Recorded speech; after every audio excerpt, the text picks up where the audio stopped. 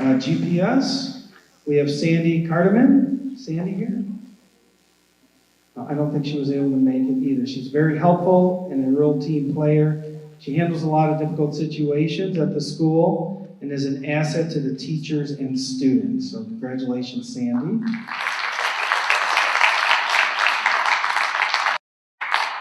In the middle school, Krista Blake. Is Krista here? Certainly has a way to keep her students engaged and on task. Her classroom are full of individuals that are on different learning levels that she accommodates to meet their needs every day. So congratulations, Krista.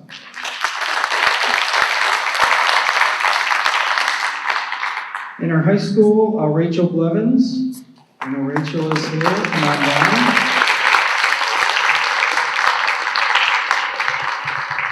Rachel is a teacher who truly embodies what it means to serve the entire school community. She is everywhere in the building, supporting students, collaborating with staff, and stepping into roles that often go unseen but are essential to the success of the school. She consistently puts the best interests of the school first, representing students through her involvement in multiple activities, advocating for staff as an active and dedicated member of the union. So congratulations, Rachel.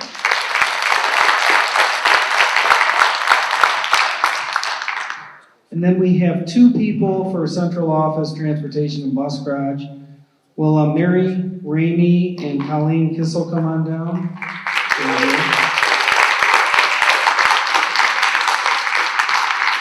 Now this is our dynamic duo, and I have to talk about them. So last week, while students were riding home from school, an individual reportedly lost consciousness while retrieving the mail near the roadside. As a result, the school bus was required to stop until the situation was addressed. Emergency services responded promptly from Isaiah, thank you. It was Mary Ramey and Colleen who kept the children calm, stopped traffic, and it was Mary that got CPR started on the man by using her outside, it was a loudspeaker on the bus. Mary's husband, Bob, who just happened to be driving home, came up on the scene and also started to not only help the neighbor, friend, but his wife. Yes, this happened just minutes away from Mary and Bob's residence. And this is Geneva. These are the people of Geneva, is what happens here when friends and neighbors need assistance. Community is very important, and I just want to thank you both for your quick work and for really taking care of kids and the community. So thank you so much.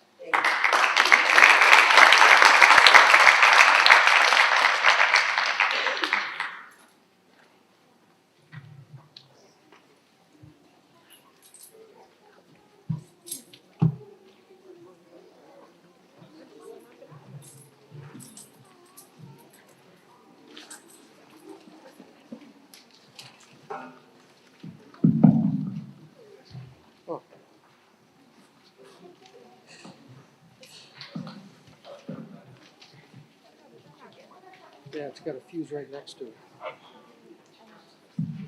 Yeah. It's a screw. It says mains fuse. Just a flathead.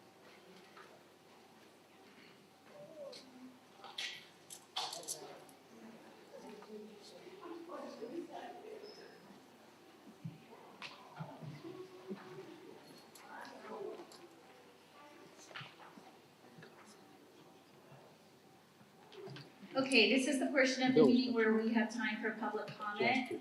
If you would like to come up to the microphone and address the board, you're welcome to do so at this time. You'll need to state your name and address, and you'll have 5 minutes to speak. So So if you'd like to come forward at this time, you're welcome to do so.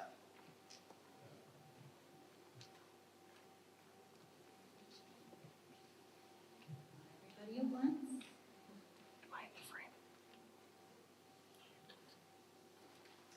Okay. Now it's time for the report of the superintendent. Back to you. To me. All right, first on the agenda for the superintendent's report. I recommend the board approves the high school course selection guide as presented in the document that was sent to you. There were a couple added courses, but we really have, the high school and the middle school have really done a nice job trying to provide some different courses and also the opportunity for people to see the course selection guide and to go through that. So the first one is, and I should have had you guys do that before I started talking, but recommendation to approve the high school course selection guide. I need a motion, please. I'll make the motion. I'll second. Any discussion? I heard about a couple of the new classes while I was eating dinner in 3 seconds before I came here. There was one I believe, anime. Is that one of them? So there's career exploration. I'm on. Way to be, Mr. Pierson. Career exploration, freshman foundations, work-based learning, computer hardware repair, Cisco certification, AP cybersecurity, AP computer science, anime storytelling, entrepreneurship, piano and keyboarding, and sustainable living. I heard about the piano and keyboarding, the anime, I heard all about a class with Mr. McCoy. And one other one she was telling me about, but I was trying to jot them down, but they sounded like a nice selection, so. Any other conversation, questions? All right, roll call, please. Mr. Cooper? Yes. Mrs. Cybulski? Yes. Mrs. Krieg? Yes. Mr. Pierson? Yes. Mr. Andrus? Okay, and then the second one is I recommend the board approves the middle school course selection guide as presented. I need a motion, please. Second. Any discussion? All right, roll call, please. Mrs. Cybulski? Yes. Mrs. Krieg? Yes. Mr. Pierson? Yes. Mr. Andrus? And Mr. Cooper? Yes. Motion carries. All right, 3, I recommend the board approves a letter of understanding between the Teachers Union, GATA, and the Board of Education for 25-26 as presented in the attached summary. I need a motion, please. So moved. Discussion? So this letter of understanding will expire at the end of the year. We have intervention specialists, and we also have tutors that are intervention specialists. Because we're not able to hire additional staff, this gives a little stipend to the tutors who take more than 10 on their caseload. It's something that we're doing with the intervention specialists, so we thought we'd also do that with the tutors. Any questions? Roll call. Mrs. Krieg? Yes. Mr. Pierson? Yes. Mr. Andrus? Mr. Cooper? Yes. Mrs. Cybulski? Yes. Motion carries.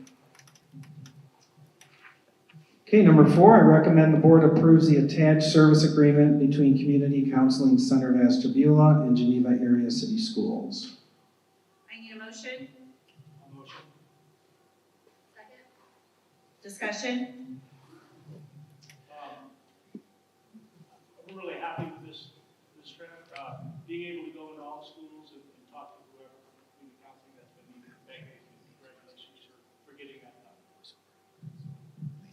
So for this one, we are adding 1.5 people through community counseling, which as Mr. Cooper said, will able to provide for all the buildings. And in the past, they were only able to see the students on their caseload, but I did talk with the powers to be at community counseling, and I said that's a barrier for us. So now any student can utilize community counseling in all of our buildings, so I'm real happy about that. Thank you. Roll call, please. Mr. Pierson. Yes. Mr. Andrus. Yes. Mrs. Cooper. Mr. Cooper. Yes. Mrs. Cybulski. Yes. Mrs. Krieg. Yes. Motion carries. Okay, number 5, I recommend the board approves the enclosed settlement agreement. This is a carryover from last year, and we came to a resolution. I need a motion, please. So moved. Second. Any further discussion?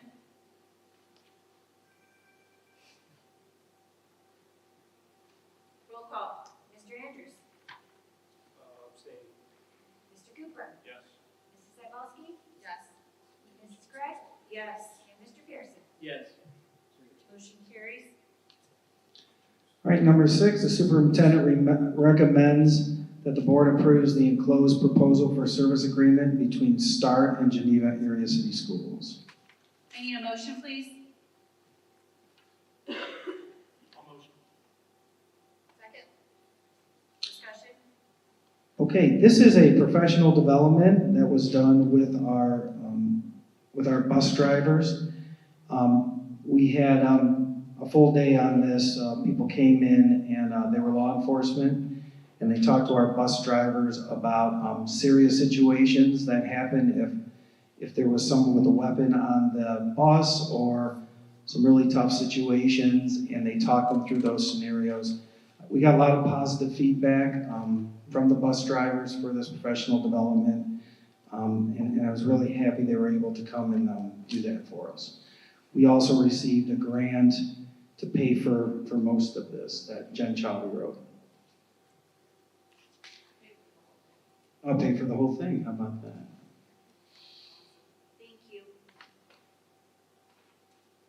Any further discussion? Roll call. Mr. Cooper. Yes. Mrs. Cybulski. Yes. Mrs. Krieg. Yes. Mr. Pierson. Yes. Mr. Andrus. Yes. Motion carries.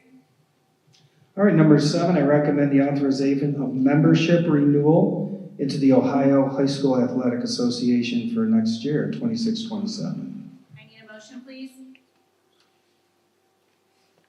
So moved. Oh, I'll second. Discussion? Yeah, we're just renewing our membership with the Ohio High School Athletic Association, which we do every year. Discussion?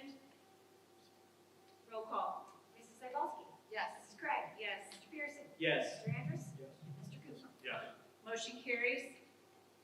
All right, number 8, this is a 1 reading. We have 2 readings for our board policies when we review them. I apologize that this came to you so late, but we're not approving it tonight. We're doing a review.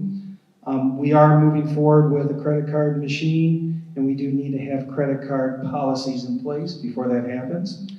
So it's policy 6423, use of credit cards, policy 6109, acceptance of payment by credit cards. You will see this again in March, and that'll be the final approval. Can you talk a little bit about, this will be where we'll be able to collect like senior fees, any of those things, like, well, yeah. The passing of the mic. So we have actually gone with 2 different avenues now. The first one is we do have our fundraising site up for the athletic facility, so all donations can be paid for by credit card online. So that is one platform we can utilize in multiple ways, and I think I talked about that in the last meeting. If we want to sell prom tickets through there, or anything that the district wants to offer and the parents want to pay for it online. The other thing that we are working with, I talked to Square today. So this will be a point of sale credit card machine that we will be able to, the advisors will be able to take out of the office, sign it out. We can set up different fundraising events, and I apologize. And then they will be able to tap, swipe, key in the code if we need to. So we sell t-shirts outside as long as we have Wi-Fi on certain avenues. We can do it outside. We want to accept payment for play tickets as you walk through the door. We can now accept those. We can sell them pre-sale online with the other platform. So in order to get both of these fully utilized, we wanted to pass these two policies. So we should have that credit card machine up and running, hopefully in time for the event that we're going to talk about. Thank you so much. Okay, and this is just up for discussion. We created a Geneva board handbook. You may recall we were in a board retreat. Oh gosh, when was it? A couple months ago, in January. And then from that retreat, we did create a Geneva board handbook, and I wanted to share that with everyone, give everyone an opportunity if they had questions about it. And if there's no changes, then we can adopt this as our board handbook. We can put it on the website so people know what board members do and what the superintendent and treasurer do on a daily basis.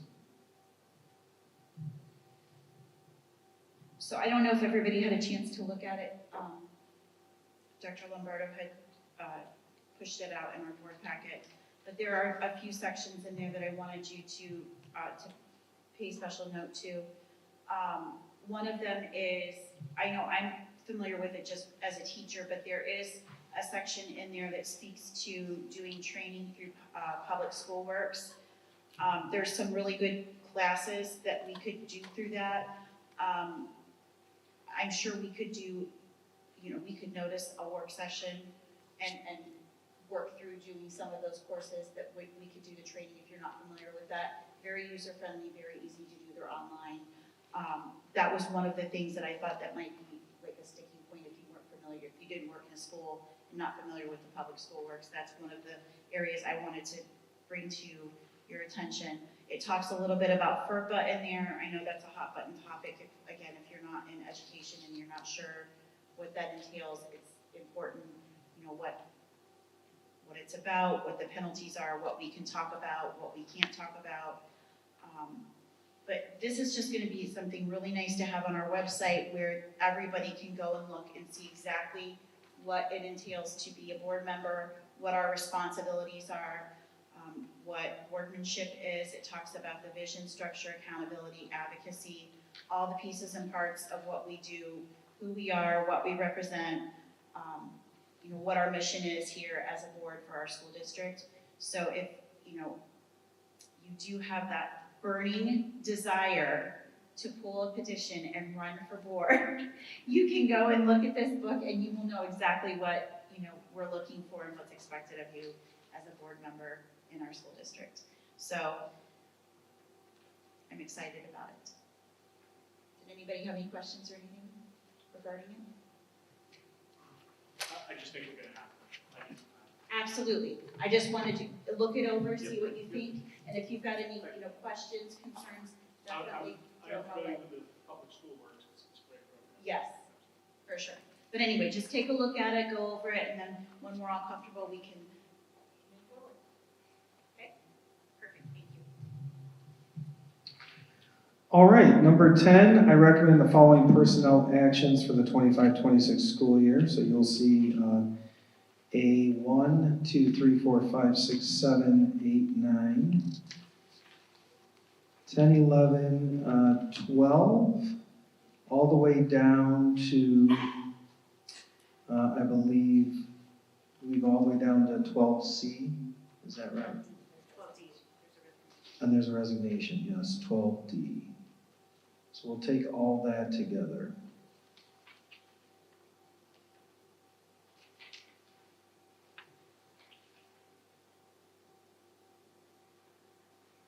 Can we not vote on these Well, if there's one you want to pull out, I think you can do that, right, Shelley? But you have to make a motion to pull it out, right? And then. Correct. I do not. We had an issue the last time so I just want to make sure that we can, so from now on, if we see somebody we personally know may be an issue, we can just ask to be pulled out. Correct. And Yes. let us know ahead of time when you get the Friday agenda, when we can revise it for the Monday that goes out to the public. So that's a great time for you to get it over the weekend. Perfect. Make any changes before it's.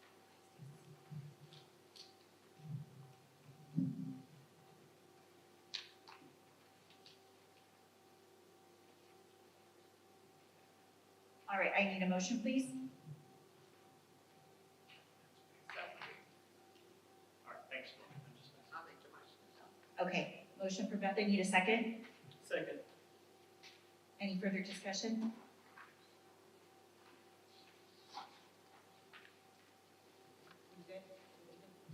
All right, roll call, please. Mrs. Gregg? Yes. Mr. Pierson? Yes. Mr. Andrus? Mr. Cooper? Yes. Mrs. Cybulski? Yes. Motion carries. All right, time for the superintendent's report to the board. Would you,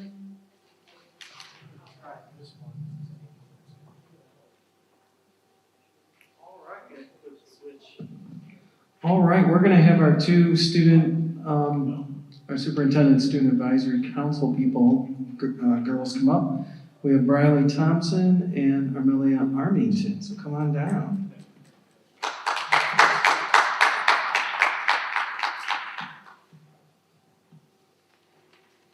Good evening, everyone. I'm Amelia Armington. First exciting upcoming event is going to be February 27th. The student council that the superintendent is in charge of. We're doing a reading event at our local elementary schools. It's an incredible opportunity to share the magic of stories with the kids and share our love for reading to them. So that'll be really exciting.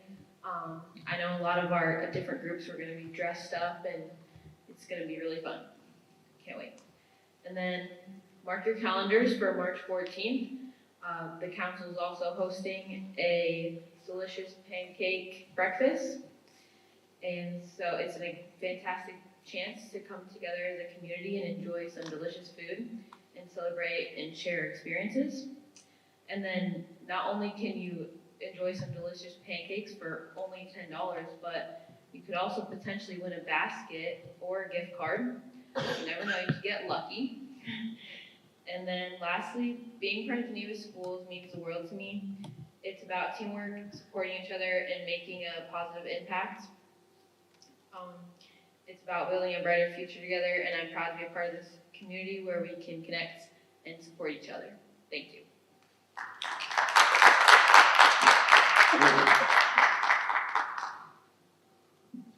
Hello, my name is Briley Thompson. Thank you for having me here. What Geneva means to me, it's a realm of opportunity, growth, nurturing, success. You know, I've gone here all my life, and the staff have wanted nothing but the best for me, and they've always pushed me to be better. I feel like it's always like a dream in people to have the ability to make a change, and I feel like Geneva gives me that opportunity every day. You know, even being on this council that Dr. Lombardo has provided so much opportunity for me to make a change in my community and be connected, and that just means the world to me. And not just Dr. Lombardo, but just everyday teachers, coaches, my peers, my teammates. It means the world. So I'm just gonna talk about, you know, sports, the goings on of the community. First up is boys basketball. They're the CBC champs, led by their new head coach, Connor Zimmer. Their current record is 13-6, and they're playing at Beechwood tonight. They have 2 more games left before their playoff on the 27th versus Roosevelt. It's exciting. They've had a pretty strong season. You know, a lot of credit to Coach Zimmerman. He's just a great coach overall. Or Coach Zimmer, my bad. Okay, sorry, my bad. And the girls, very strong season, very much improved from last season. We're at a 14-8 record right now, and our first tournament game is on Saturday against Kenston. We've had such a strong season, so many new faces and returning ones. It's just been a great opportunity to go out and give it our best. You know, these girls are so determined, and I'm so honored to be part of it. And our senior night 2 weeks ago on Wednesday, it was a great success. So many people showed up to come support the community. That's just what Geneva is. Everybody shows up for everybody. It was just a great night overall. For swim, boys and girls are the CBC champs, if I'm correct, and they have districts on Friday. They've had such a dominant season, which is just average Geneva sports for you. And just amazing from girls and boys, you know. Wrestling has also had such a strong season, so many opportunities for the varsity, and they're closing on their last 3 weeks right now. It's been great. So that was winter sports, and now spring sports. Softball has tryouts this week. So many girls and so many new faces, and just everybody giving their best. You know, so much opportunity, so much potential. I'm excited to see what comes out of them. And similar to softball, we have baseball's tryouts next week. All the boys have been working so hard off the season. So many new faces, and I'm very excited to see what they can do this season. And then, last but not least, we have track. A lot of returning faces, plus new ones. So many talented freshmen, talented people all over. Track starts next Monday. It's conditioning, it's optional, but our season starts next Monday. And if I'm correct, it's March 1st, but I'm not good with dates. But it's just very exciting for our spring sports season to start, and I look forward to it for all teams involved.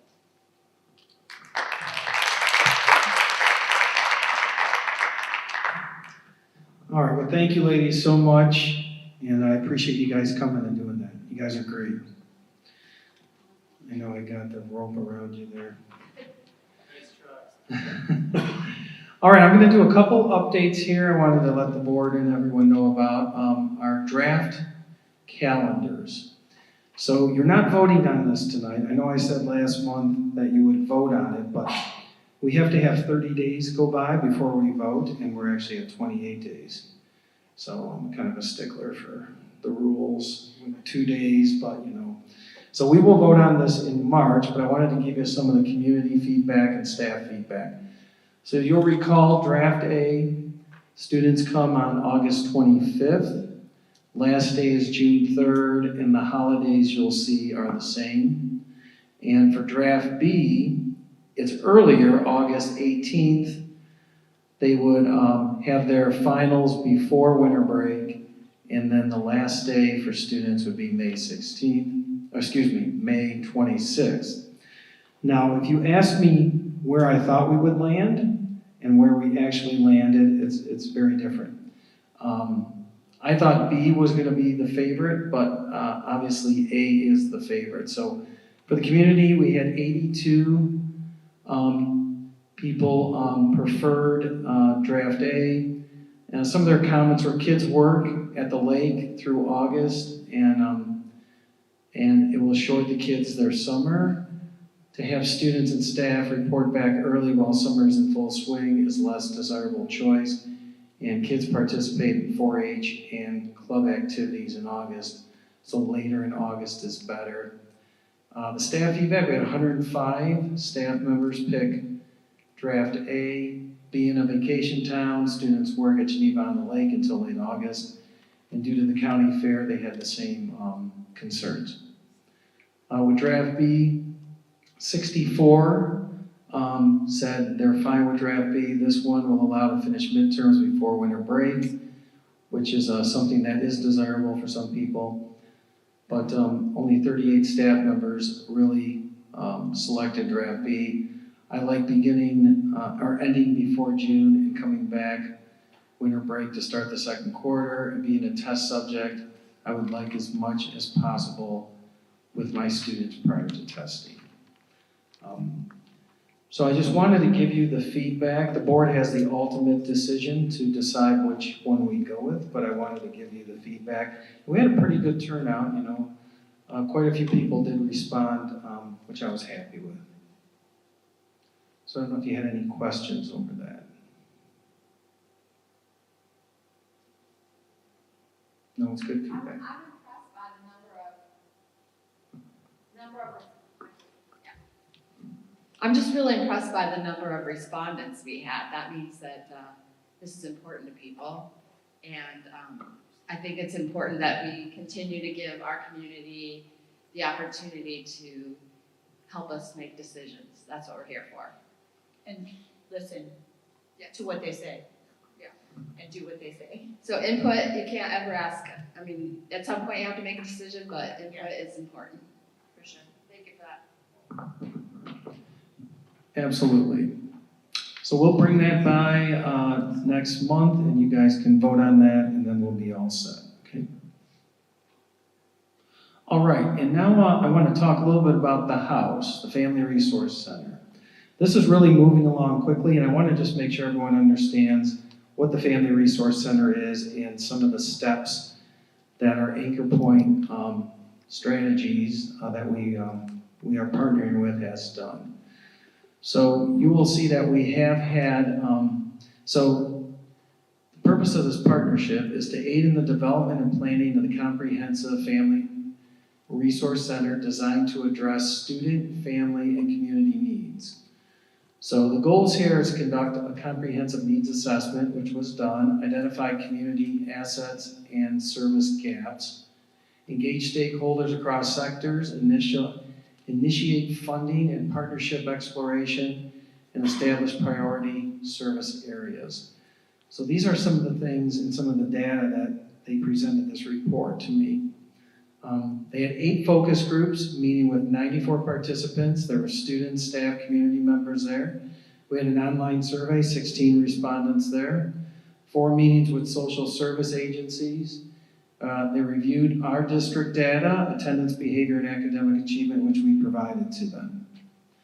Okay, the philanthropy and funding outreach, they are meeting with, or they have met with the Ashtabula County Foundation. They met with United Way of Ashtabula County, Appalachia Children's Coalition, and additional funding sources to be determined. So they've been really moving along trying to find some funding for the house on the hill there. Some of their key findings, so the community strengths, strong food and clothing support, tight-knit relationship-driven culture, school as central hub of community life, we know that, active church and community partner support, 3 nurses and 2 health aides is a strength, and a senior center and small clinic presence. This is the information they received from those 94 when they went and they talked with people and people came. What has been accomplished? 94 statement, we already talked about the stakeholders. Engaged in 16 stakeholders on the online survey, met with the social services, reviewed the district data, initiated legislation outreach and capital funding application, and they're continuing to do those types of things. And here's some key points. 35.8% of students report mental health concerns. Only 35% of students receive a well child visit in the past year, which really tells us we really need to provide for our community the health services that are needed. Limited access to dental, vision, and vaccination services. So that's going to be something that we really start right away. And housing instability and transportation barriers. We heard at every meeting we were at that transportation is a huge barrier in this district. So we need to find a way to make sure people can get from point A to point B and they're healthy and they get everything they need. So here are our next steps. We're going to finalize a partnership commitments with healthcare and mental health providers. We're going to meet with Family and Child First Council. We're going to complete state capital funding application process. We have some ready to go in March. Develop phased implementation model, budget framework, present facilities, and staffing recommendation to the board. So I did ask Joe and Julie, who are partners in here, to come in March, if you don't mind, and then they're going to give you an update from their perspective. Okay, grant applications, we're going to continue to do that. Ashtabula Community Foundation, the Appalachian Children's Coalition. A lot of people don't know, but there's a lot of money that the coalition will give for family centers like this, for community centers. And they're looking for people to do that. And we're real excited that Joe is in contact with them, and we're going to be proposing something to them. So we hope that they do provide us with a large sum of money that we could renovate and also get this up and running. And the foundations are recommended by United Way. He's been in touch with as well. So I know we just started this venture, but I will tell you, they couldn't be more motivated. We all couldn't be more motivated to get this thing up and running. So I'm really positive. I'm trying to be positive even when things aren't positive. This is positive stuff. So I'm really excited about this. So any questions or comments from the board? So I just want to say that this is super exciting. I think that we need these resources in our community and we need them to be accessible to our families. And I want to reiterate that this is the house, which I love the name, by the way. The house is a family resource center for eventually health, vision, dental, clothing, food, things that our families need. It's not, I heard someone say, why are we putting a detention center in our community? I'm like, what? It is not that. It is not that at all. It is a resource center for families in need. That is what it is. And it is going to be phenomenal. And I wanted to say too, I had an ex-superintendent from Geneva reach out to me and say he's worked with Anchor Point before, and he's so excited for our community, and he truly hopes that this happens. People have seen it in places, and it's transformational. And I can't wait to see it happen here. I concur, and I wanted to add as well, some conversations that I've had in the community regarding this, that it's not just for students and their families, it's for the community. So even if we have, I know we've had a lot of grandparents that are helping raise their grandchildren that may not be school age yet, but we're looking to provide the kindergarten teacher and be those early childhood connections so we can meet the needs of those families and get those connections made, those well child checks, those preschool type screening things in place, and get those kids connected before they're ready to come to school so we can have them hit the ground running. All of these pieces and parts linked together are going to help us long-term, all the way out through 12th grade, through graduation. We're going to be able to track the growth that comes from this for years and generations to come. The impact of this is going to be long lingering, and I'm so excited. So thank you very much. Yes, it looks like you guys have moved very well on it.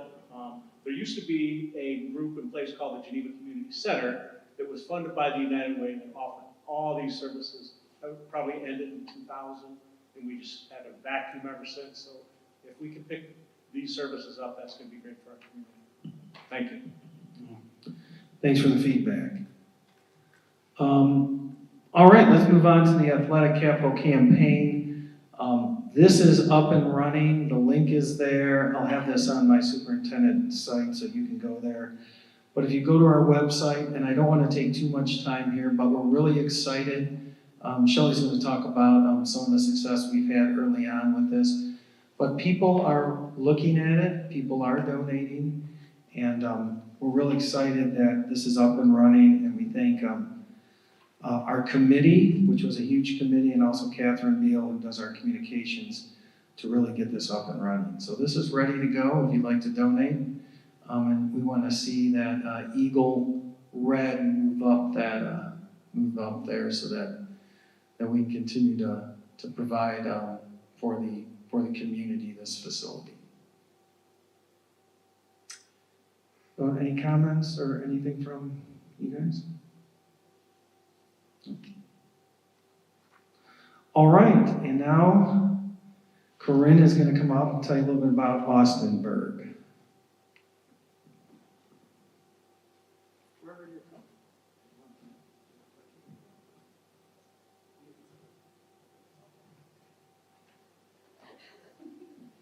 All right, good evening, everyone. Thank you for this opportunity. I'm going to share our building level action plans, some information, some data, and some fun things that have been happening at Austinburg. So thank you for this opportunity. So the first slide here is our first two goals. When we looked at the state report card data, we had an overall rating, Austinburg Elementary had an overall rating of 3.5 stars. In the area of achievement, gap closing, and early literacy, we had 4 stars. And then when we looked at the progress component, that was only 1 star. So that's the focus of these 2 goals, is to improve that progress component. They are very similar. One's for reading, one is for math, to just raise that progress component to 2 stars. So in order to do that, we have several things that we are going to work on that I'll share with you in a minute. In case you don't know, the progress component is assigned using the growth index and the effect size of the 3-year overall value added composite. The growth index evaluates if there is statistical evidence that growth occurred, and the effect size determines if the magnitude of that growth was meaningful. All that to say that not only are we looking for the kids to pass the test, but are they growing? So if they are scoring proficient, can we move them? If they're scoring basic, can we move them? So that's the purpose of this component. So I pulled some data from EVOS so that you can see a comparison visually. So when you look at these slides, there's one for language arts, one for math, and one for science, and I'll flip through them. But just so you have some context, the blue coloring shows that we had significant evidence that the school exceeded growth expectations. The green is that they met growth expectations, and then the yellow shows significant evidence that the school fell short of growth expectations. So when you're looking at these slides, it's easy to see some strengths and some weaknesses that we have at the school regarding this value-added data. And then the next slide is what we pull from the state report card. And the red shows significant evidence that the school fell short of growth expectations by a large magnitude.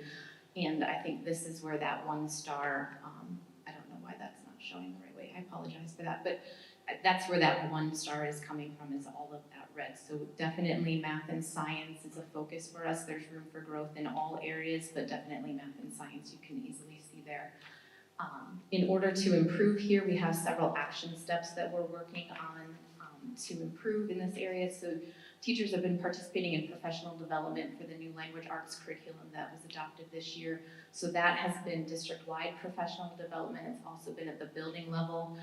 We do have another building level professional development coming up shortly. It's on March 4th, where the company is sending someone to model some lessons for our teachers, and then also they will observe a couple of the teachers and provide some feedback, and they'll be able to answer some questions for the staff. So the training has been really beneficial. There's also, we had training on, there's a component with the series that we purchased called Boost, and it's designed to be kind of a gap closing to make some progress for the students. The goal is that every student is on that Boost program for about 30 minutes a week. Research shows that that shows significant gains, about 34% growth, if they can master that, reach that goal of 30 minutes a week. They are giving the MAP assessment 3 times a year, so fall, winter, and spring. We have given it twice already, and I have a lot of data in here regarding that as we go through this. TBTs, the teachers are then taking that data that they're doing from the MAP, from their curriculum in the classroom. They're analyzing that data and then adjusting their instruction. Right now, our teachers meet in teams, grade level teams, and they get about 30 minutes a week, 1 time a week to meet. So we're hoping maybe next year we can get a little bit more time. It's just hard to get a lot of work done in 30 minutes. This year, I asked that all students set individual student growth goals for their math, reading, and math scores. I'm hoping next year we can grow on this, but this was a good place to start with student goal setting. I think that's important. And then use of small group targeted instruction by our reading specialist, Karen Sly.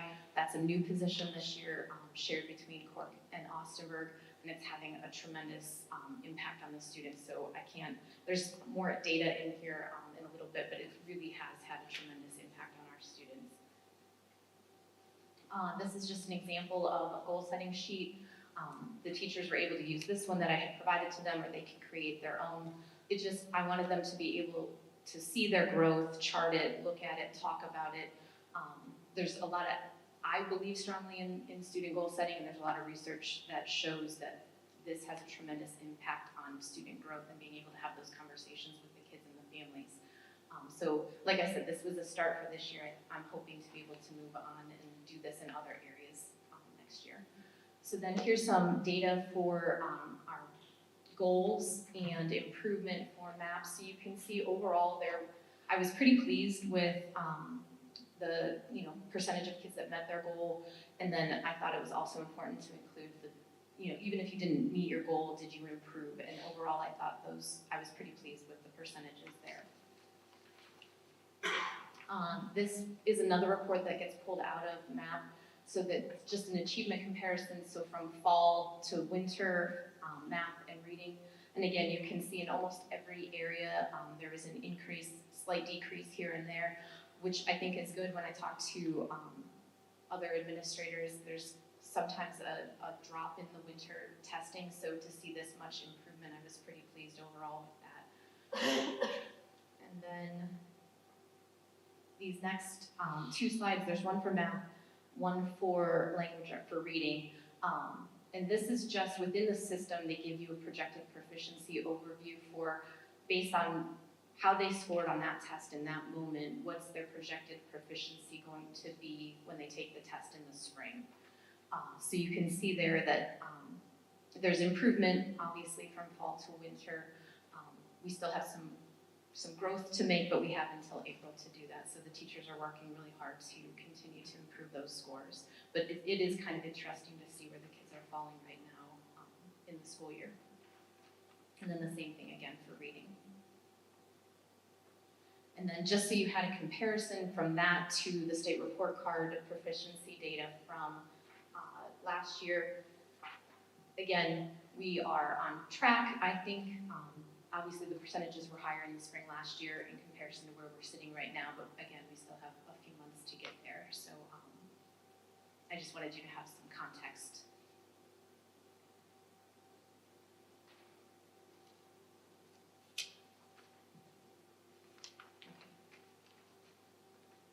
And then as I was looking at this, I was curious how the state scored in comparison to our students. So when you look at this chart, this is the school compared to the state percentage of proficiency.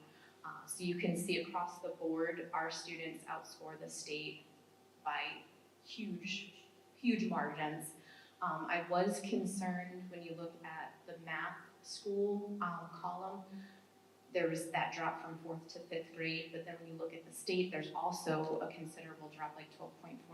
So, it's still something that we're going to look into and see what's happening there, but it does give some context to perhaps, a change in the expectations of the test, to see such a significant drop in the state as well, I thought gave some context to that. And then we already did take the fall 3rd grade reading state test. So she was here tonight, was honored already. But this was the breakdown of the 3rd grade state testing. So we had 6 students score advanced, 5 accelerated, 12 proficient, 4 basic, and 7 limited. So when you look at that, 68% of the students were already proficient or above when they took the test in the fall, which was the projection that MAP gave us in the winter. So they met that long before. So I thought it was enlightening to see that we're already meeting the goal. So my expectation is that we'll exceed that again. And again, I'm super proud of her. I couldn't find, I looked and looked and looked to see if they would release like how many students in the state scored perfect, but I couldn't find it anywhere, so it can't be very many. All right, and then this is some data from the Wilson Reading Specialist. So Karen Sly gave this to me. So 35 students at the beginning of the school year were recommended for the program. They have to be assessed to see if they're good candidates to qualify for the program. At Austinburg, she's working with students in grades 2 through 5. She has different groups. You can see there that she is able to get some more minutes with the students in certain groups than others, which is definitely having an impact on how quickly they're progressing through the program. The expectation of the program is that they have a minimum of 180 minutes a week. So a couple of those groups were getting close to that minimum number, but because we're sharing her between Cork and Austinburg, we're not quite getting there. still, the kids, the growth that they're making is tremendous. The excitement that I can see in them when I'm doing bus duty at the end of the day, some of the students are waiting with me and they are so excited to tell me that they got to the next level, that they can read a new book. Can I read this to you? So having them excited about reading is really, really special for our most struggling students, and it's making a huge difference.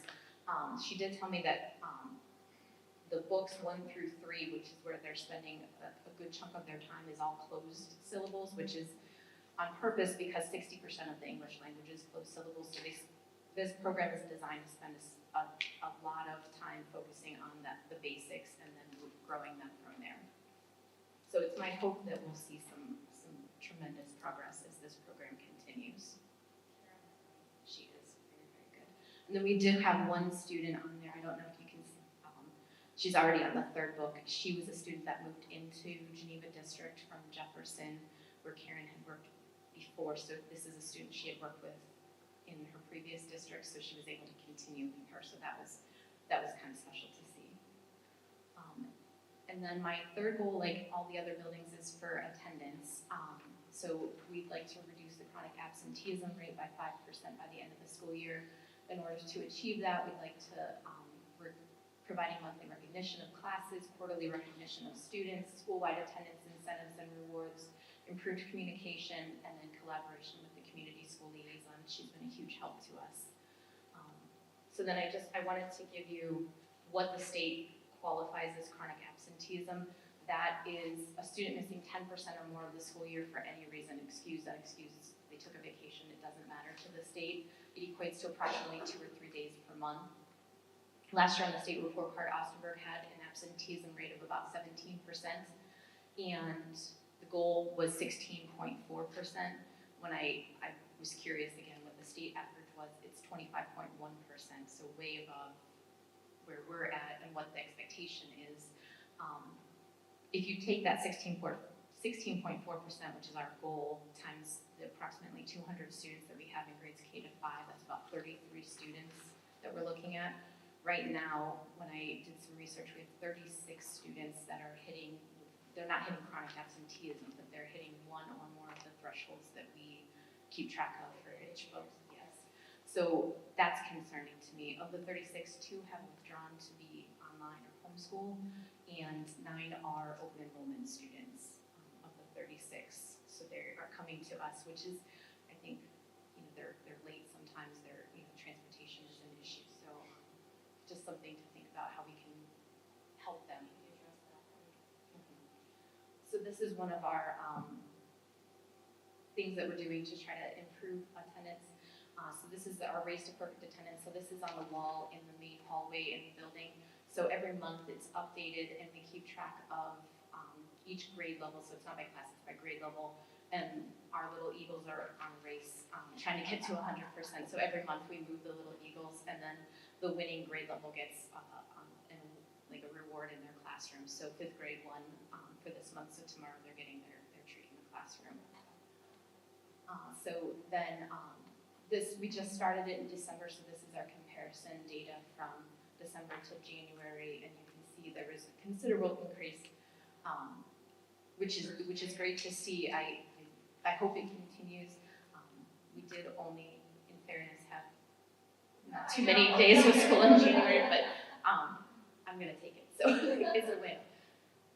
And then, again, I just wanted to share some of the fun things that we're doing. I really think it's important for kids to have something to look forward to when they come to school, a connection that they can make, some time with their friends. They're never going to remember, what score they got on the chapter test, but they're going to remember these types of moments. So I think when we have opportunities like this to share with the kids, that it's important. So throughout the course of the year, up until now, we've had a school-wide dance party, a Christmas craft, reindeer games, and Winter Olympics. For the reindeer games and the Winter Olympics, we had high school students come and help us, which was great. The kids loved seeing the older students in the building. They did a great job, so they emceed the event for me. They run the games. So for Winter Olympics, they did curling, speed skating, pin the nose on the snowman, those types of things. And then this was the reindeer games. And then that was the dance party and the craft. They're great. And then also, in order to try to kind of hype it up, we do give perfect attendance certificates every 9 weeks, not just at the end of the year. So these were our first 9 weeks perfect attendance winners, and I do announce them at those events. So those events are kind of like, I got this guy in the wheelchair and the cast in perfect attendance. yeah, What a trooper. he is. Oh my gosh. He was great through that. He actually got hurt in gym. Oh, no. And so, but his parents were great, and they brought him to school every day, and He can do it. We can that's do what. it. So I think it's important to recognize the kids in front of their peers, so that it kind of builds some, I don't know, kind of, they get excited and camaraderie, and they're clapping for each other, and yeah. So I want to, I want the certificate. So that was the first 9 weeks, and then that was the second 9 weeks. And that's it. I'm happy to answer any questions if you have any. But thank you again for the time and the opportunity.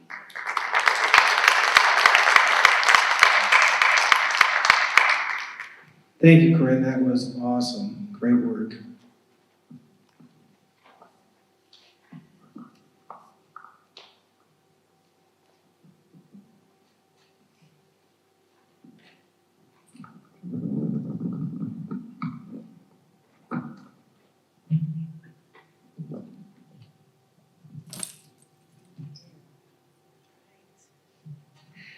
Okay, it's a very busy month here for the treasurer's section.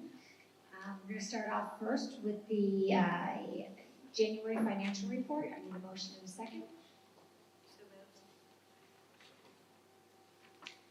Okay, so you were emailed the financial report for the month of January.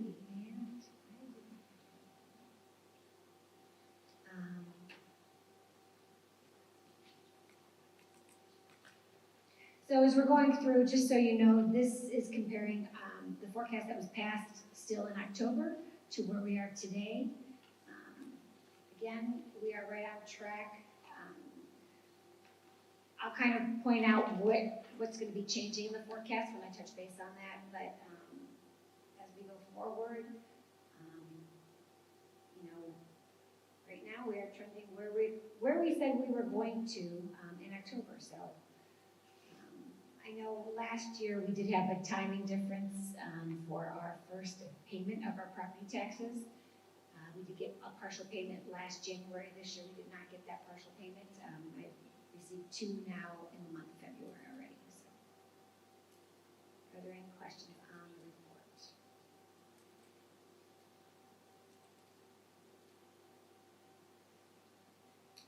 Hey, Mr. Pierson.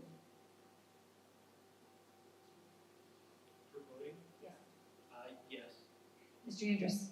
Mr. Cooper. Yes. Mrs. Cybulski. Yes. Mrs. Krieg. Yes. Okay, now I'm gonna go.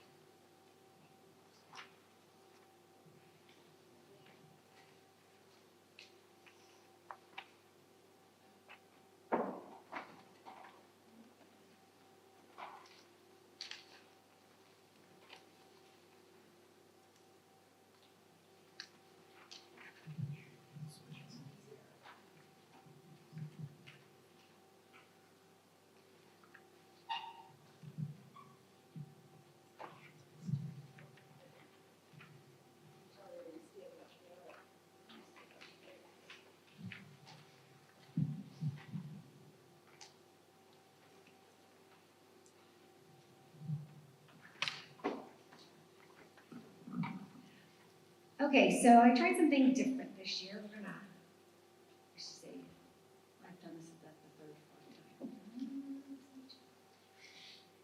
Last year in the past, I kind of went through every page of the forecast.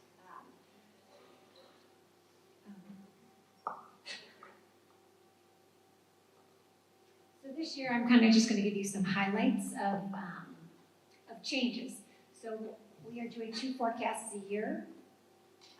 They will now be in they will now be in August and February. But I did do a forecast in October, so again, it's only been a few months here, but again, with the new budget bill, we're kind of changing things. So I'm gonna kind of give you a quick overview, kind of touch on tax reform. So again, we know that is gonna come up, and so we can kind of touch base and how it's going to affect our district. It's not a good way.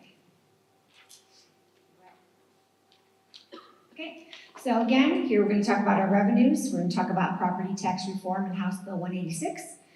Touch on the expenditures and what's changing from the prior forecast. Kind of look at the enrollment and how it affects the funding, and then just go over a quick forecast summary.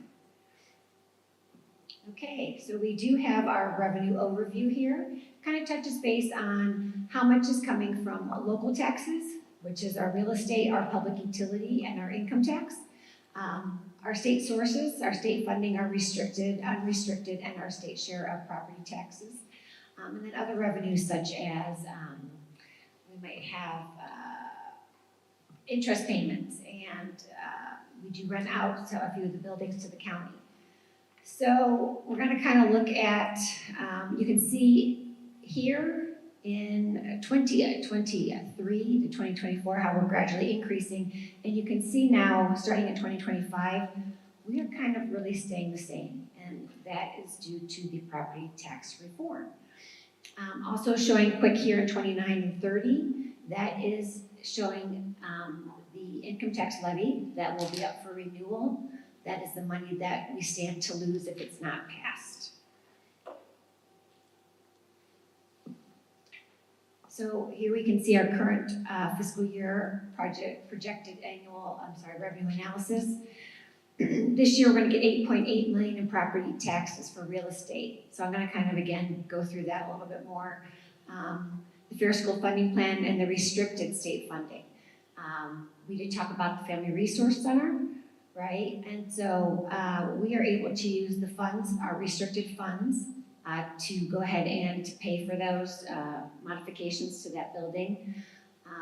So that is kind of a benefit we talked about in the past of going to CEP, Community Eligibility Provision, where we have free breakfast and lunch for all students. And in there, our restricted funds for our disadvantaged pupil impact aid did increase $1 million a year. Those are restricted, they can only be spent on certain things, and a lot of these programs, the community cares, the new individuals that we're going to have in the district, we're paying out of these restricted funds that we did receive. Again, kind of just goes through all of our operating revenues. So here, let's talk about our property tax reform, right? So House Bill 186 limits the revenue increases associated with a 20 mil floor. So as a school district, you're guaranteed 20 mils. So we have 3 mils of inside millage that we get from the county, and then we have 7 mils of outside millage. So now what they're saying is that we cannot, as property values increase, because we're at the floor, we should actually get that amount of money. So if your property values went up 40%, in the past, in 2021, our property income tax, your property taxes did increase a lot because of that. So now what they're kind of doing is putting a kibosh on it, and they're saying, we're gonna look at this gross domestic product deflator change, and you can't get more money than that. So if the values of your property go up 40% in the revaluation coming this year in 2026, we are not gonna get that 40% of revenue. They are gonna cap it. It's gonna be around 10%. So what happens is your property bill may still increase, but you're gonna get credit for the amount that it could have per se increased. It's gonna be a very confusing property tax bill come the fall, because what they're doing is they're actually gonna give taxpayers a credit from the reevaluations from 2021.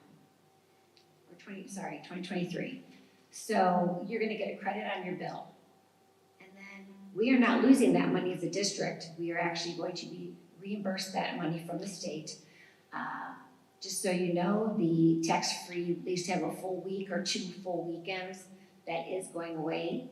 The state is not going to offer that tax-free week holiday because it's going to use those funds to pay back school districts for this property tax reform from the previous 2023 reevaluation year. So what's going to happen is as they do the reevaluation in calendar year 26 right now, it's going to start impacting us the second half of fiscal year 27. So I'm going to kind of go through here and kind of show you what it looks like. Okay, a lot of numbers, a lot of trying to understand. So if you look at the top of the slide, our outside millage is 17 mils, and our inside up there is 3 mils. So we are still gonna get 17 mils. What they're actually doing now is they are going to reduce the inside millage. So they're gonna take the 3 mils and they're going to reduce it because of that inflator to 2.97. So there's a lot of fight down in the state because school districts are supposed to be guaranteed a minimum of 20 mils. And now if you look below, we're gonna be guaranteed 19.97. So what does this do for us? Obviously, again, it's reducing our inside millage, but because of the property tax reform and not getting what we possibly could get, you can see in tax year 26, the district's gonna lose $1.2 million. And then going forward, it's the same thing. You'll see in tax year 29, it did go up because it's another reevaluation year. So as we look at our revenues, tax year 26 is our fiscal year 27. So it's only gonna be half of that. So in fiscal year 27, we're gonna lose 600,000. And going forward, we have 2 years of 1.2. So that's all of the fun stuff on school state fund accounting here. Kind of looking at the expenditures now. This is this year's projected costs. As you've heard me talk before, our personnel costs make up 78% of our total budget. That is salaries and benefits to the employees.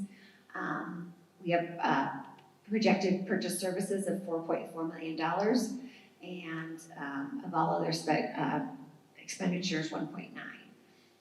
This year, we had a small increase in our supplies with our new curriculum, our K-5 ELA curriculum. When we go through for next year, we do have a large expenditure. We do have a K through 12 math curriculum, a new one, and it's estimated about a cost of $1.2 million. So here's our expenditures. We can kind of see where we're going in the next 5 years, right? So right now, our salary and wages, those are driven on our collective bargaining agreements. Our certified, our GATA union CBA collective bargaining agreement is up in June. We are going to start negotiations at the beginning of March. So what is there now could change with what comes out of negotiations. So this can be updated after negotiations are over. And I think again in June, I kind of talked about maybe giving us just an updated forecast that we can board approve that kind of just showcases the full year. Again, you can see as salaries go up, the benefits kind of go along with that, right? They're driven by the salaries.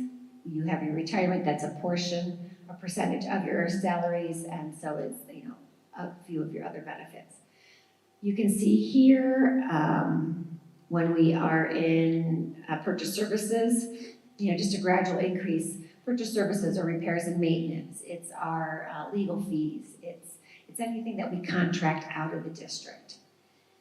In the red there, you can see it's our supplies. You can see that big jump in fiscal year 27. That looks a lot larger than the other ones because, again, of that cost of the curriculum. And then, the little things, capital outlay. Just a friendly reminder, we are paying the buses out of one of our other non-general fund accounts. We have some money left in an 003 account and an 070 capital improvement account. So these capital outlay that are in here are smaller purchases that we might want to just classify as an asset. You know, it might be a ladder that costs $500 that has a useful life over 5 years. So we're still paying with that out of the general fund and not moving that out of the capital improvement funds. I just wanted to show you kind of this little graph here of what our district enrollment looks like today. So just so you know, state funding is derived off of our district enrollment. So you can see, and they don't include 2020, which obviously would be a larger drop during COVID. So it was kind of steady. I can't read the numbers there. We actually increased in 2022 by 12 children. We are getting funded for now bottoms in seats. So if we have a student and they go to ATEC, we are no longer funded for that student. If they're here for a period, we will get that period's worth, so we'll get that very small portion. But ATEC does receive the rest of that money directly now from the state. We have kind of been losing about 50 students a year. So in the forecast, I think I have about 45 students a year.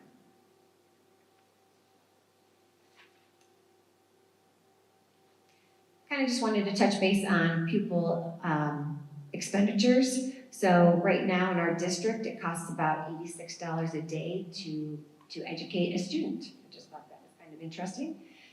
And we're kind of looking at how it's paid for. We do have state, federal, and business taxes and other portions for 59%, and resident property taxes for the 41%.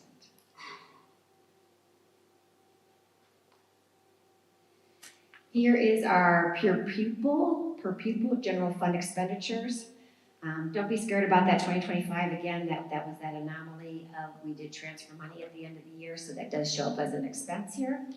So that did increase it, but we do need to analyze this, and this is something that Dr. Lombardo and I have kind of talked about, that with the forecast being so early, we have not talked about staffing changes, if we need to make any with the declining enrollment.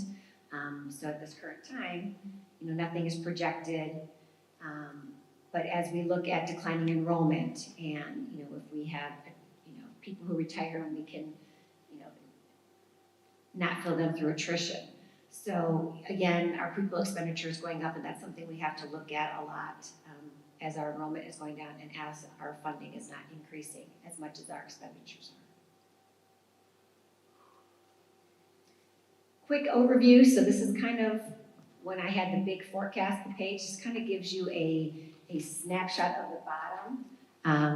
So we do have our beginning balances. We have what our revenues are.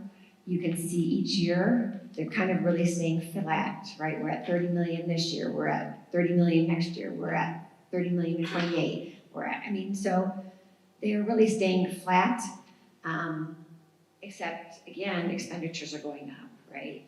We know that CBAs, the staff are getting raises each year. So we know the expenditures are definitely going to increase each year. So this year, we are still not deficit spending. So our revenue does outweigh our expenditures for this year, but going forward, again, it is going to show that we are deficit spending, which means we're going to start eating into that current bank balance that we have.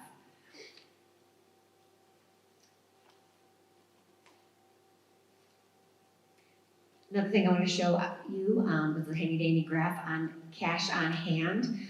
We do have a board policy, 3215, that says that we will maintain a cash balance equal to 25% or 3 months worth, so 90 days worth. When we get below that, that is when I am to notify the board of, hey, we have some things coming up. We need to start looking at, how to cut expenditures, increase revenue if we could, right, to get that above. So we still are showing 2030 on here, just so you know. The state is not looking at 2030. They actually are just looking at a 3-year forecast now. So anything that shows in 2030, they're not really worried about. It was funny, I have a student who comes in and shadows me on Wednesdays. So I said, you know what, let's look at the forecast from 5 years ago, just to see where we thought we would be, right? So if I show over here that we're gonna be at $6 million in 5 years, you know, I wanted to see, so if we started out the year with $12 million this year, what did Mr. Lilly think that we were going to have? So, you know, he said we were gonna have $8 million. And again, we were able to move some funds into the capital improvement account. So it's so hard to tell in 5 years out where you're gonna be. So the most we can do is start planning, you know, for the near future, the next few years, make sure we get on the right tracks so nothing drastic has to come about and change. So Shelley, your 2030 on these graphs does not include the income tax levy, because, right? So, Sometimes you included it, sometimes you didn't. right, so on here, it will show technically, right, that we would be, our revenue, instead of being at the 30 million, right, we're only at 26 million. Right, okay.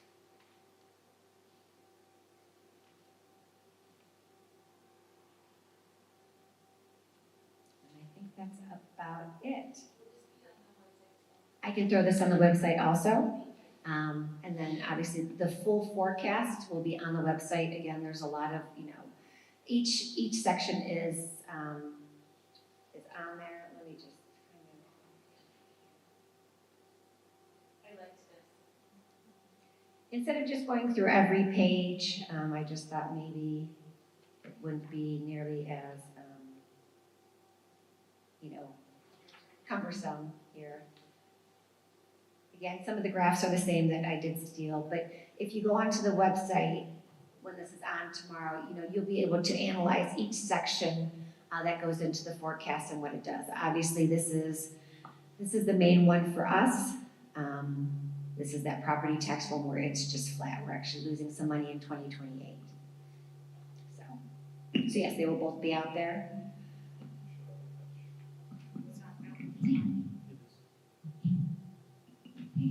Shelley, the holiday tax, is that a one and done for us and it's going to be expended to other schools, or do you have any information about that?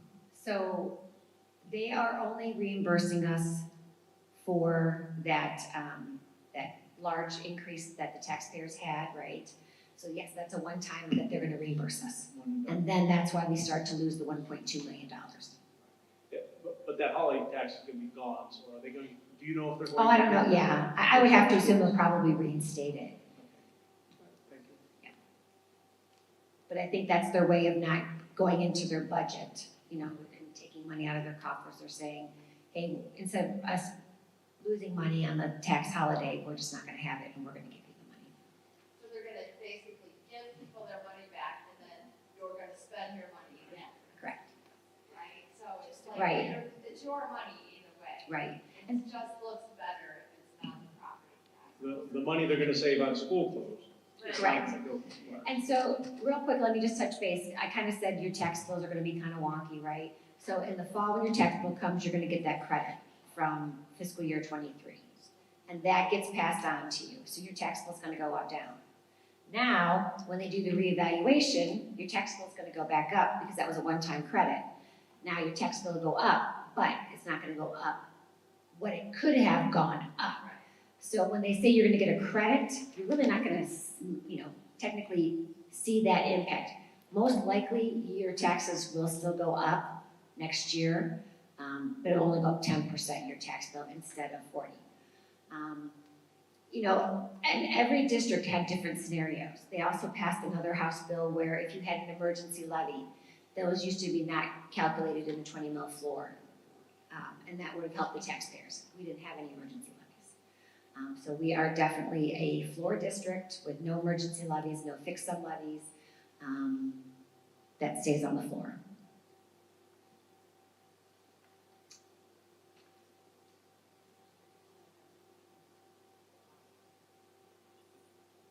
And just so you know, I know, you know, with all this property tax reform that's going on, and they want to put that on the ballot to get rid of property taxes in general. I was reading an interesting article on what happens. You how are things funded? Because if property tax is abolished, we now have no money that goes to the schools for property tax. You now have no monies that go to the townships for roads, for EMS, for police services. So they're kind of, saying different scenarios where, how can this be funded, right? If an income tax comes, they could raise the income tax. They said right now we're at 2.5%. We're one of the lowest in the country. It would go up to about 17% on our income tax. Or they could increase sales tax. So just because they're trying to get rid of property tax, it's some other way is gonna pay for the things that we have. I mean, we can't just say, we're not gonna be funded anymore and schools, good luck. So people who are going out there right now, for people who need to put levies on in May and even in the fall, a lot of them are, again, pulling away from property tax levies, and they are going for the income tax levies. So, just some fun facts.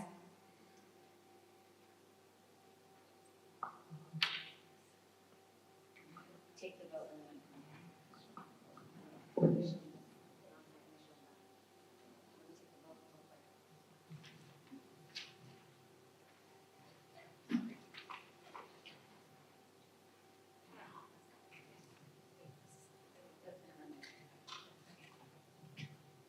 Okay, were there any other questions on the forecast? And here I go for getting the motion in a second.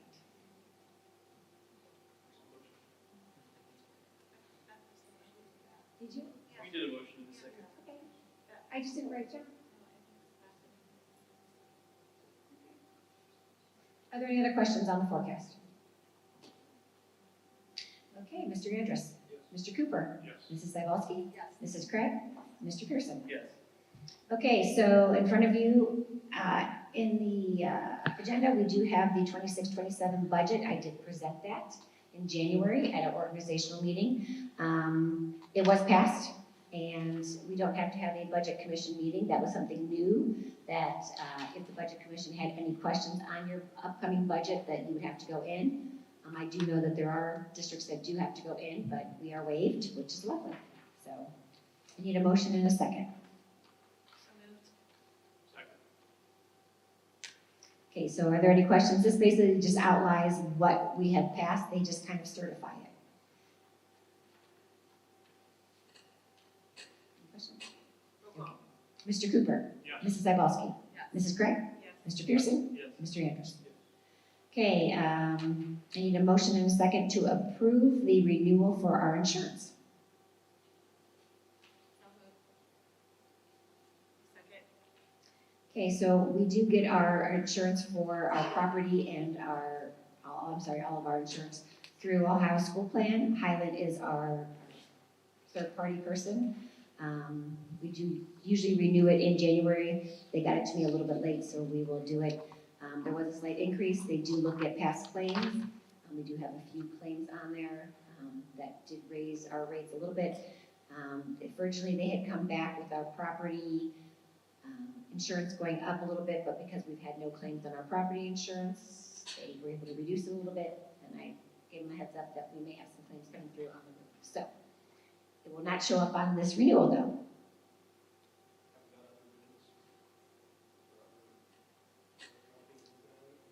I did not this past year, but I can do that. Okay. I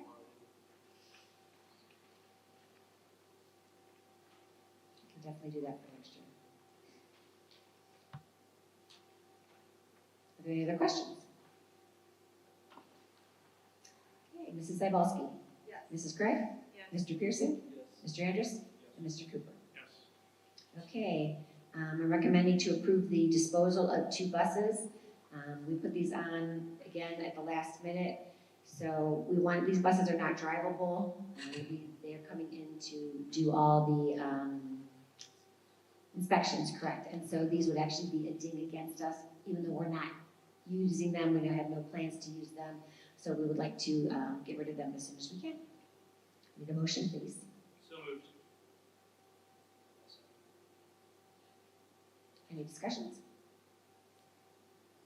Okay, go. When was the last time these buses were in Now that, I apologize, I do not know. I do know, because of, with our ESSER money, that we did get basically a whole new fleet, and I think that these were on reserve. But as we start to replace, those and do one a year or two, we are able to get rid of these other ones that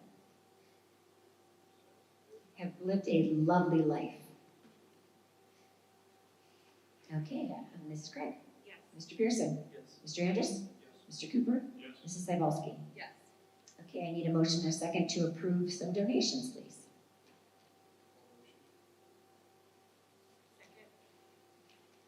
Okay, so thank you to lovely Mrs. Chaubby. We received a grant for $29,220 for the School Bus Safety Grant Program.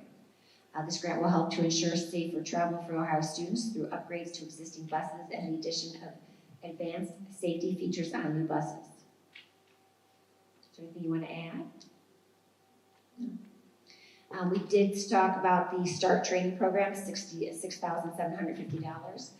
This was the two-part training on Monday, February 2nd, on our PD day. It focused on the security awareness in regards to school bus safety. Also, we want to approve the donation. I will give these to you once a month. So this is for our athletic capital campaign donations, $1,110. I will let you know that since this was written on Friday, we did receive another $1,000 donation.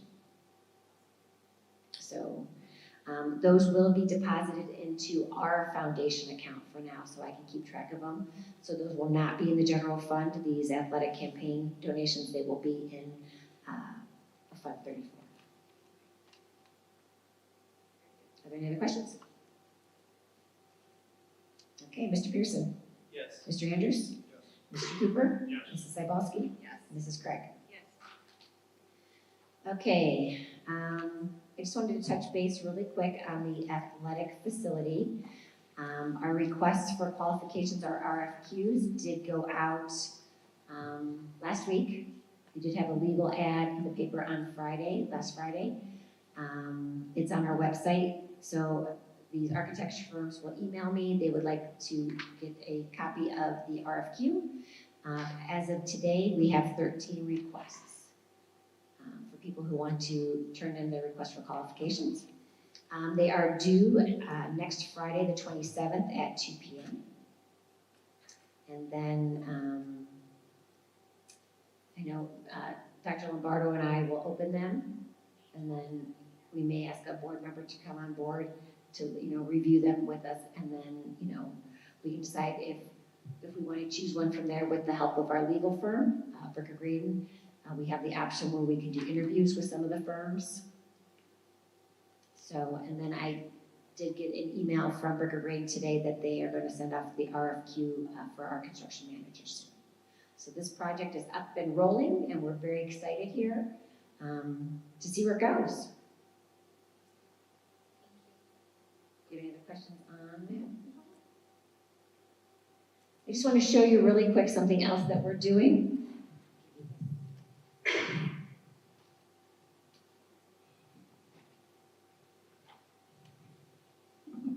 So as we are implementing change here,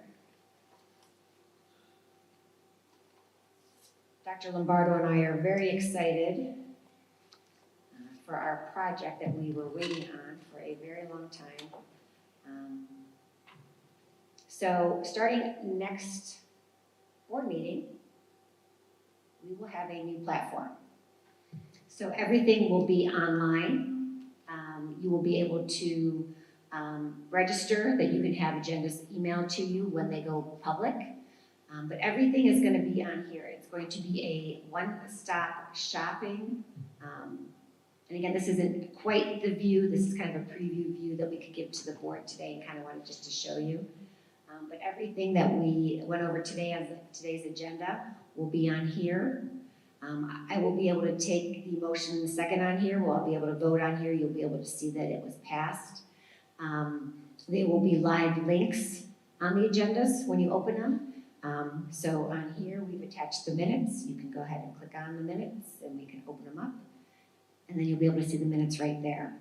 And what's nice is, everything will be in one spot. we started this process where we wanted to get this product called Board Docs, and as we waited, Board Docs changed. So this is actually, as much as Dr. Lombardo and I knew about how to do Board Docs, because we both utilized it before, they started a new platform. So we are now learning, again, how to put all these items on. But there'll be a community page, it'll be a link.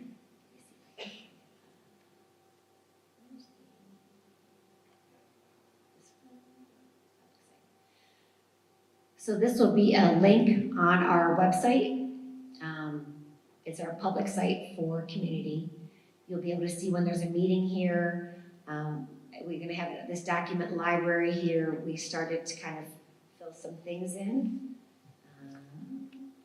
So we're kind of putting in, you'll have all the financial forecasts in one spot. We're gonna have all the old minutes in one spot. So instead of going into the files that we used to have on a separate place on the board page, it'll all be included on here. What's really nice too also is the search feature. So if you wanna see, you know, as an employee, I wanna see if I was board approved to coach softball this year, I can put in my name, it'll bring up the board agenda that it was on, and that way you know what was done. And it's a lot easier than us trying to search the Google Drive right now. So we are very excited. This will be rolled out to the whole community by the next board meeting. So we just want to give you a quick preview for the few people who are here of what's to come.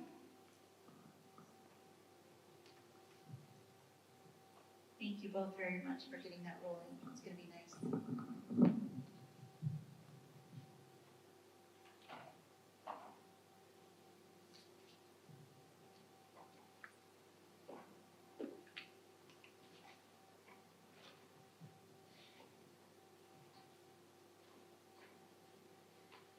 All right, are we ready for the legislative report? So I don't have anything too profound this month. I do want to talk about, I've been home now for 2 weeks straight after the birth of our second daughter, and I've been running over-under analysis on about every bill that's been passed since right around 2021. And instead of going through line by line and reading through a bunch of aimless legislation, I want to be candid. Our state legislature is pushing to consolidate school districts. They are pushing to fund them in a way that will be hard to fix.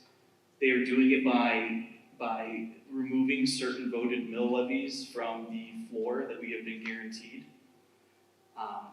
They are passing 22 to 200 page bills that make little way in the sense of, as Ms. McDermott had pointed out, basically saying, we're going to take this away and reduce your bill. We're going to do it by charging you more, but giving you a credit. And then in 5 years, we're going to remove the credit. And that's because how long do we forecast as school districts? 5 years. So you're seeing around us now, if you haven't, districts like Madison, districts like Mentor, that are seeing 30 to 50% reduction, guys. I mean, Mentor. These aren't low-taxed areas. This isn't like a political party's motivation. This is like you pay the same bill and you're getting less for it. It makes absolutely no sense. Meanwhile, we're advocating for half the bills on the floor right now are basically allowing resource officers to be allocated from public entities like police and to go to voucher private schools. That can be iSTEM, that can be a Bible university, that can be any religiously backed institution, that can be I believe in the spaghetti monster as my institutional belief, and therefore I will not allow my child to go to public school. Give me a police officer, resource officer school. And it's crazy. Reading it, I've tried in the past to make sense of it and maybe be kind and try to see where people are coming from. But if I can just be candid in the analysis that I have, there is no other reason that these laws are being passed other than to consolidate school districts, to remove any type of public, free, and fair education, and to allow Ohio land to go for pennies on the dollar because we have direct access to enough water to power the AI centers that 4 to 6 companies want to purchase. And I did not used to believe this. In fact, I believe that Mrs. Craig will tell you, I said that would not happen here. We have the safeguards in our back pocket. No one's gonna come in our backyard. That's stupid. People are being paranoid. But as I watch Vivek Ramaswamy post things like, Ohio is known for its beer cheese and the #2 exporter of Swiss cheese, taking pictures on literal piles of coal saying, let's go fossil fuels. I realize that we're pretty screwed. I don't know how to ring the alarm. I don't know how we advocate, but I do want to get something out as far as reaching out to taxpayers and not just educating everyone, because no one cares about tax law, but at least making it so the voices of our district can be heard as one of the very few that when our transition with Mrs. McDermott came through, we were ahead of the curve in identifying that this would likely pass. I didn't think it would. And I think you were like, I don't know, it's going to. And now that 186 went through, I'm concerned. I'm concerned because we're watching Madison eliminate positions. You can see our reading scores. If you guys do the math, what grade were people in 5th grade in 2020 when the shutdown happened? How much looming reading scores have then now gone from them not having the basis in 1st grade when you learn your vowels and your phonics into everyone being like, hey, look, 5th grade's reduced across the board. These kids just can't really read well. And it's an institutional failure versus these bills that we have right now. And I kid you, one of them is anytime there's talk in any way, shape, or form about a reproductive cycle of any animal, Gary, this is Sereno from Kirtland, you have to give instruction on what the life cycle of a human being is and how fetal development occurs. That's a law that's in our house right now. It's not going to pass. But these are what they're doing with that time. Meanwhile, our local reps have advocated in public for the dissolution of the Federal Department of Education with no backdrop. It's not like, hey guys, we think that this is a cumbersome administrative agency. We think that maybe our districts would be better. And here is why. It is, we are proposing to underfund our schools. We're proposing to continually underfund our local police departments and emergency response teams. We are looking to make it easier for townships to incorporate, which would have tax implications for them as well. We're looking to increase your tax burden and decrease the amount of services that you get for it. We want to eliminate any oversight that holds us accountable or holds us not harmless for these intentional acts that they're doing. They are doing it intentionally, and if I get a cease and desist, feel free, I'll file it in the trash can. But we are seeing local entities pad these different foundations and advocate for tax reform that they're getting. One of them being a contingent charter school that will only open if vouchers passed. I kid you not, I received an email that I thought was a joke that stated, we are going to have our funds escrowed federally by the government in Ohio if we do not remove our name from an appeal, which we won in Franklin County, saying that vouchers are not applicable to the Constitution of Ohio. And in response, the state legislature is right now threatening Geneva School District to escrow certain funds, not give them to your kids, unless we stop winning in court. That is the weirdest thing that I can report to you. So I'm not going to read the Egg bill and the David Thomas eliminating the state board of education, the federal board of education. But what I do want to bring to you is there are a lot of you that are a lot more intelligent than me and understand the aspects of finance. And if you want to step in and you think this is absurd, these people have no credibility, they need you now more than ever. I don't have a report that can tell you anything other than public education is under attack, and that's not an opinion. They literally want to reduce the amount of school districts and the amount of services that we get while asking for the same price tag. I'll post links to this and make it available if we can post it on the website, but I'll show you direct citations to what I'm talking about, and then I'll list a little bit of analysis as to why Mentor and Madison are a perfect example of what's going on. That's all I have.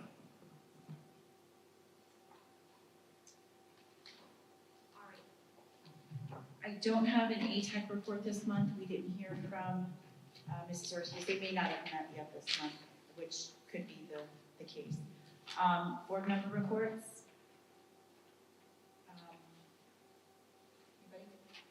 Anybody? I got some. Before I came tonight, Joe Carroll contacted me. I'm hoping he contacted all you guys regarding the upcoming Inspire program. Our kids here in Geneva actually brain trusted that. They came up with a name. And if you guys can attend, I appreciate it because it's a great program. And they did a very good job last year, and it's probably going to be a better job this year. It's actually Lake County, Asheville County, Geauga County, and Trumbull counties all invited. They really like, I think, 10,000 students to show up eventually. Last year we had 1,200, and they're hoping for at least double that this year. Also, I'd like to thank Spencer Gale. Thank you, Spencer. The 15th was SRO, School Resource Officer Appreciation Week, or day. I'm gonna call it a month now, Officer Gale. So you can show your appreciation to him for a month. So, all right, that's all I have. Thank you.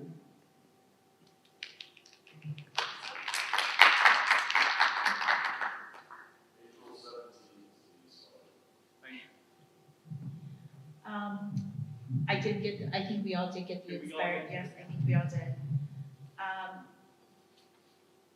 Just a few things I had,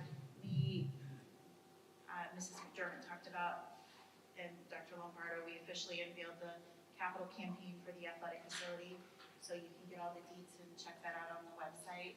It's beautiful. I wanted to note a few significant deaths that were in our Geneva school community. Back in, I'm sure some of you remember Mrs. Hoover, Martha Hoover. I don't know, I've been here for a long, long time. I see some head nodding. But she was our neighbor. She lived just down the way from us. She passed away beginning, it was probably 2 weeks ago now. The services weren't local. They were in Lisbon, but I would always walk down there. When my kindergartners made applesauce, I would always bring applesauce down to her house on the way home from school. But super sweet. She will be missed. I know the services were in Lisbon and talked to her family, but she passed away. She was not doing well, but she taught, I think, she retired, I think, 23, 24 years ago, something like that. But she taught for Geneva schools for quite some time.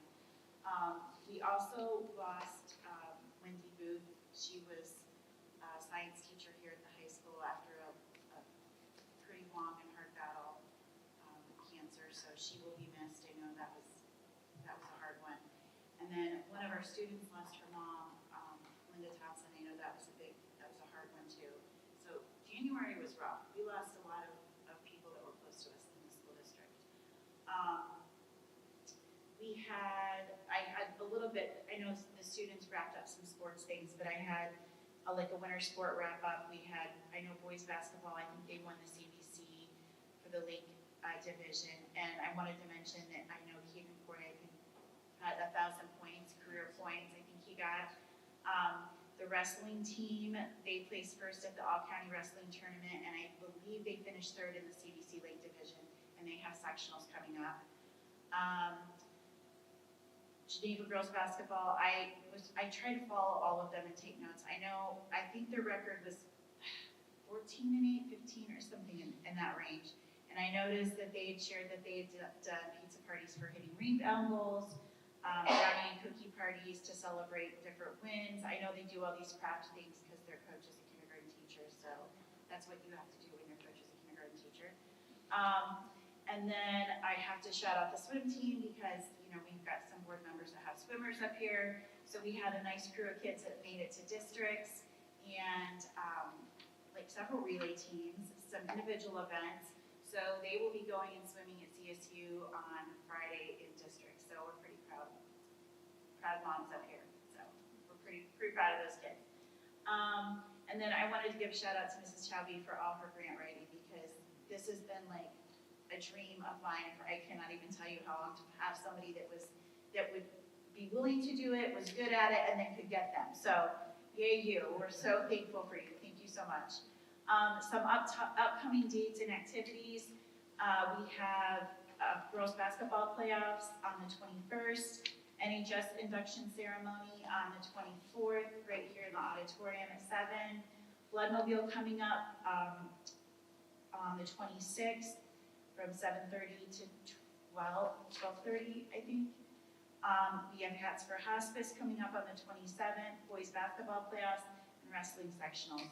And I think, did I miss something for Quiz Bowl? Did I miss? Quiz Bowl Pancake Day, sorry. Okay, pancakes. I thought I missed something for that. I'm Oh, trying we to. finished second for the CBC, Oh, perfect. I knew I missed something. Okay, but our league competition is March 14th. perfect. There you go. Quiz Bowl. I knew I missed something. So if anybody ever has something and they want me to, I try to follow everything in all the buildings, but I know I miss things. So please send it to me and I will put it in my report. But I like to give everybody a shout out. So, and shout out to Spencer for School Resource Officer Week. We appreciate you so much. Oh, I'm sorry, hon. Or you know what? Let's just make it a semester. I think it's worth it. Anybody else? NHS induction ceremony, 7 p.m. on the 24th. All right. Okay. Anything, Mr. Andrus? Well, me and Paul went for a walk. We visited the bus garage we went to. We went, talked to all the mechanics, everything there. Got a good rundown of everything. And the boys are doing great. I think we should make everybody aware that we're coming into springtime, so we keep all the kids out of mud and grass and keep them on the sidewalks. That'll probably help out everybody with the fall. The cleaning, yeah. But no, everything's good. Let's keep positive about the athletic facility. Yes. Let's not have any negativity. It's going to be a beautiful, beautiful thing. And we all, we'll make it happen. Yep. Make something great happen. Absolutely. Well said. Anything else? I do. Phil? Shout out Spencer Gale.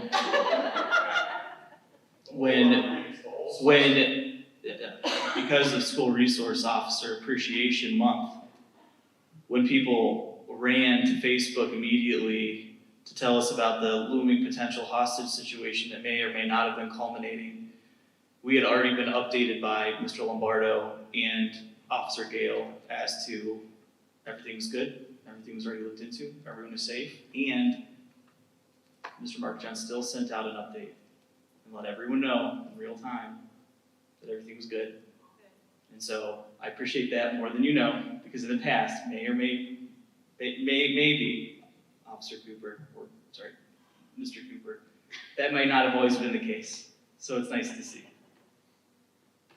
Well, prior school resource officer did his side, I'll tell you that. Yeah. He got like SRO year, didn't he? Yeah. Prior?